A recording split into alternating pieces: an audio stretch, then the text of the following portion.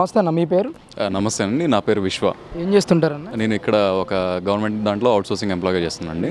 అంటే ఈరోజు రాష్ట్ర వ్యాప్తంగా తిరుమల శ్రీవారి లడ్డూ విషయంలో, నెయ్యి విషయంలో కల్తీ జరిగిందని చెప్పేసి పెద్ద ఎత్తున ప్రచారం జరుగుతోంది. ప్రపంచవ్యాప్తంగా కూడా దీని మీద వివాదాస్పదంగా స్పందిస్తూ ఉన్నారు హిందువులందరూ కూడా. అసలు దీని మీద మీరు ఎంతవరకు రియాక్ట్ అవుతారు?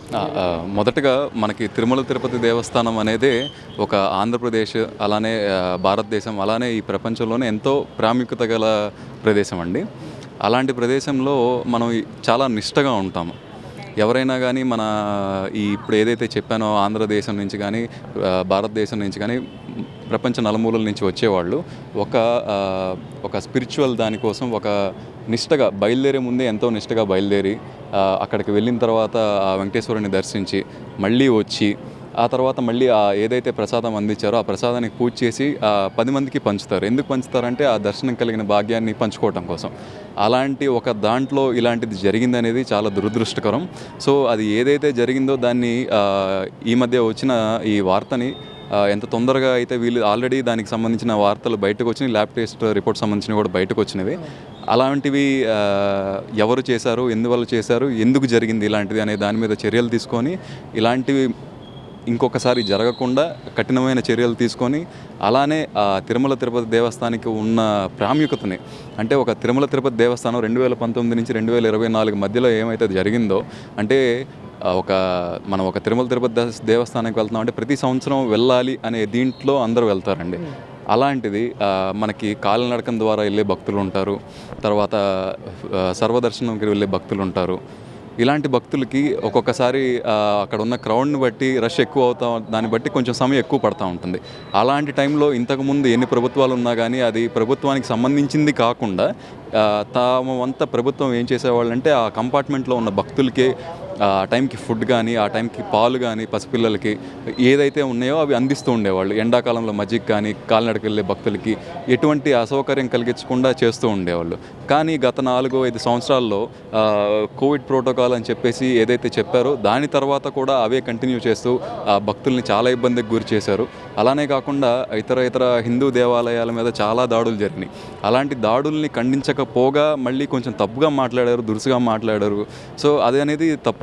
ఎందుకంటే మన భారతదేశం అనే కానీ లేకపోతే మన ఆంధ్రదేశం అనే కానీ మనం సెక్యులర్ని మాట్లాడుకుంటున్నప్పుడు సెక్యులర్ అంటే అన్ని ప్రభుత్వాలు, అన్ని మతాలు, అన్ని కులాలని సమర్థించాలి. అంతేకాని ఒకదానికి జరిగిన అన్యాయాన్ని దానికి సంబంధించిన వ్యక్తులు ఖండిస్తుంటే దాన్ని తప్పు పట్టకూడదు. అంటే ఒకవైపు జగన్మోహన్ రెడ్డి గారు కూడా నిన్న ప్రెస్ మీట్లో మాట్లాడుతూ ఇది కేవలం ప్రతిపక్షాల మీద డైవర్షన్ పాలిటిక్స్ చేస్తూ ఉన్నారు, ప్రతిపక్ష నాయకుల మీద బురద జల్లుతూ ఉన్నారు, ఇది డైవర్షన్ పాలిటిక్స్ అని చెప్పి జగన్మోహన్ రెడ్డి మాట్లాడడం ఎలా చూడొచ్చు అండి? ఇప్పుడు ఏంటంటే మనం ఇప్పుడు ఉన్న ప్రస్తుత గవర్నమెంట్ దాని గురించే మాట్లాడుకుందాము. అంటే ఇది గవర్నమెంట్ పాయింట్ ఆఫ్ వ్యూ కాకుండా ఇప్పుడు ప్రీవియస్ గవర్నమెంట్లో ఏదైతే ఉందో అప్పుడు కూడా లడ్డూలు వస్తున్నాయి. ఆ లడ్డూలకు సంబంధించిన టెస్ట్ అప్పుడే చేసున్నా కానీ దాన్ని ఆల్రెడీ హిందూ దేవాలయాల మీద జరుగుతున్న దాడులతో పాటు చంద్రబాబు నాయుడు గారు ఆ టెస్ట్ను ఉపయోగించి తనకు సౌకర్యంగా ప్రజల్ని మళ్ళించుకోవడానికి అప్పుడైనా చేసి ఉండేవాళ్ళు.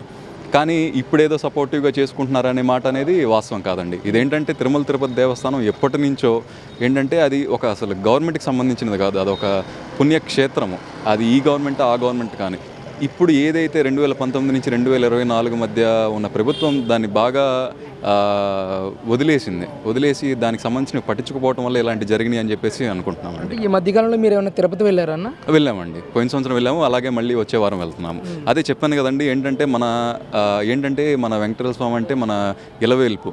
ప్రతి సంవత్సరం ఎవరైనా ఎలా అయినా వెళ్ళాలి, దర్శనం చేసుకొని రావాలి, అది ఎటువంటి పరిస్థితిలో అయినా. అంటే ఒక దైవ దర్శనం కోసం కొంతమంది 24 గంటల కోసం వేచి చూస్తున్నారంటే ఎందుకు వేచి చూస్తారండి? ఆ దేవుడి పైన ఉన్న నమ్మకం, అక్కడ ఉన్న ఆ ప్రాంతానికి ఉన్న ప్రాముఖ్యత. అలాంటిది దాంట్లో ఇలాంటిది జరిగింది అంటే మనం దాన్ని ఎంత ఇదిగా మనోభావాలు దెబ్బతింటాయండి. సో దాని గురించి ఇప్పుడు ఉన్న ఒక గవర్నమెంట్ అక్యూజ్ చేసుకోకుండా ఒకటి అయితే జరిగింది అని ఒప్పుకోండి, లేదంటే కనుక దీనివల్ల ఇది జరిగింది అని చెప్పేసి తేల్చేసి ఎవరైతే చేశారో వాళ్ళకి కఠిన శిక్షణ వేసి ఇంకొకసారి ఇలాంటివి జరగకుండా, అలానే ఇంకా వేరే ప్రదేశాల్లో కూడా ఇలాంటివి జరగకుండా చూసుకోవాలని చెప్పేసి కోరుకుంటున్నాను. అంటే ఇప్పటికే రాష్ట్ర ప్రభుత్వం గతంలో టీటీడీ చైర్మన్గా ఉన్న వైవి సుబ్బారెడ్డి గారిని విచారించాలని చెప్పి విజిలెన్స్ అధికారులకు ఎప్పటికీ ఆదేశాలు జారీ చేసింది. వైవి సుబ్బారెడ్డి గారు దీన్ని ఆపాలి అని అంటూ కూడా హైకోర్టులో ఒక పిటిషన్ వేయడాన్ని మనం ఎలా చూడొచ్చు అంటారు? సార్ ఇప్పుడు ఆల్రెడీ గత ముఖ్యమంత్రి గారు జగన్మోహన్ రెడ్డి గారు ఎప్పుడైతే మన మీడియా ముందుకు వచ్చి సవాలు విసిరి ఖచ్చితంగా చెప్పారో ఇలాంటి దానికి ఏది సంబంధం లేదు అని చెప్పినప్పుడు, అలానే వైవి సుబ్బారెడ్డి గారు చైర్మన్గా ఆయన వ్యవహరించినప్పుడు ఇలాంటి దాంట్లో ఏమీ లేనప్పుడు భయపడాల్సిన అవసరం లేదు. విచారణకు పిలిచినంత మాత్రాన అదే విషయాన్ని విచారణలో కూడా చెప్పొచ్చండి. ఏ ఇబ్బంది లేనప్పుడు మీరు విచారణకు హాజరయ్యి చెప్పొచ్చు. మీరు ఎప్పుడైతే విచారణకు హాజరవ్వకుండా పిటిషన్ వేసి ఇలా ఆపుతున్నారో ప్రజలకు ఇంకా ఏం అర్థమవుతుందంటే మీరు దీంట్లో పాల్గొన్నారు, దీంట్లో మీ ఇది ఉందనే అర్థమవుతుంది. అంటే మీకు తెలిసినంత వరకు 300 రూపాయలకి బయట నెయ్యి దొరికే అవకాశం ఉందా ఈరోజు రాష్ట్రంలో? ఒకవైపు మేము తక్కువకి నెయ్యి తీసుకొచ్చి శ్రీవారి ఆదాయాన్ని మేము పెంచుతున్నాం, డబ్బును కూడా మేము ఇంకా తగ్గిస్తున్నాం ఖర్చునని చెప్పేసి ఒకవైపు వైసీపీ నాయకులు వాదన, ఎలా చూడొచ్చు అండి? ఒకటి ఏంటంటే మనం ఇప్పుడు రిచెస్ట్ టెంపుల్స్ చూసుకుంటే మన ఇండియాలో మీరు తిరుమల తిరుపతి దేవస్థానానికి ఆదా చేయాల్సినంత అవసరం లేదండి. ఎందుకంటే తిరుపతి దేవస్థానానికి ఇచ్చే జనాలు వాళ్ళు కానుకలుగా ఇచ్చే వాళ్ళు కానుకలుగా ఇచ్చే డొనేషన్స్ అవి, వాటిని మీరు ఖర్చు తగ్గించాల్సిన అవసరం ఎక్కడా లేదండి. ఎందుకంటే ఇప్పుడు తిరుమల తిరుపతి దేవస్థానం అనేది మీరు ఆ లడ్డు ఇచ్చేది వాళ్ళు మీరు ఫ్రీగా ఇచ్చిన తర్వాత కూడా వాళ్ళు కొనుక్కొని తీసుకెళ్తున్నారు. మీరు వాటి మీద ఇంకా ఒక 200 300 పెంచినా కానీ మహా అయితే 3 లడ్లు కాకపోతే 2 లడ్లు తీసుకొని వెళ్తారు. దానివల్ల మీరు ఆ క్వాలిటీని తగ్గించాలి, దాన్ని ఇది చేయాలి. మీరు ఒక తిరుమల తిరుపతి దేవస్థానం అనేది ఎంతో సంపద కలిగిన దేవస్థానం. ఎందుకంటే రోజు లక్షల్లో వచ్చి ఎంతో డొనేషన్స్ చేసి వెళ్తూ ఉంటారు. అలాంటి దేవస్థానంలో మీరు ఆదా చేయాలి అనేది ఇల్లాజికల్ అండి. అందరికీ మొదటిగా నమస్కారం అండి. గత టెన్యూర్లో గవర్నమెంట్ ఏదైతే ఉందో 2019 నుంచి 2024 వరకు మనం తిరుమల తిరుపతి చూసుకుంటే మన ఆంధ్ర రాష్ట్రానికే కాకుండా దేశానికే కాకుండా ప్రపంచంలోనే ఎంతో స్పిరిచువల్ కలిగిన ఒక ప్రదేశం.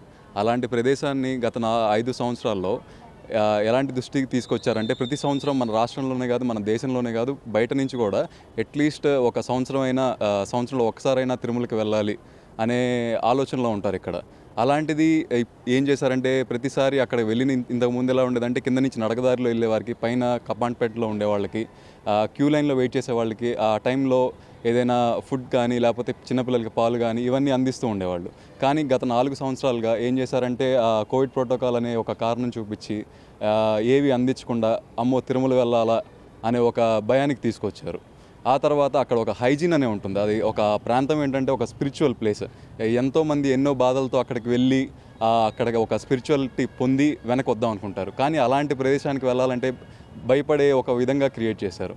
అలానే అదొకటే కాకుండా మన 2019 నుంచి 2024 వరకు మధ్యలో ఎన్నో హిందూ దేవాలయాలకు మీద జరిగిన దాడుల్ని